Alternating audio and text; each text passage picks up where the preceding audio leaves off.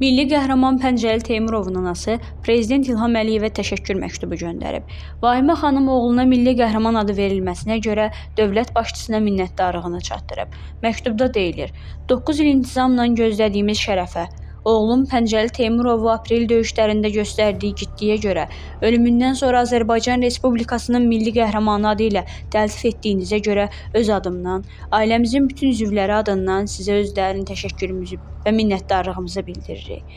Şəhid ailələrinə göstərdiyiniz qayğı və diqqət xalqımız tərəfindən yüksək qiymətləndirilir. Allah sizi başımızın üstündən heç vaxt əksik etməsin. Sizə uzun ömür, can sağlığı arzu edirik. Qeyd edək ki, aprel şəhidi əfsanəvi xüsusi təyinatlı qüvvələrin giziri Pəncəli Teymurov 1981-ci il martın 24-də Astara rayonunun Əzərüd kəndində anadan olub. 3 aprel 2016-cı ildə 35 yaşında aprel döyüşləri zamanı şəhid olub. İgidliyə görə, vətən uğrunda, hərbi xidmətdə fərqlənməyə görə, qüsursuz xidmətə görə 2-ci və 3-cü dərəcəli medalları ilə təltif olunub. Noyabrın 7-sində isə Prezident İlham Əliyevin sərəncamı ilə Pəncəli Teymurov milli qəhrəman adına layiq görülüb.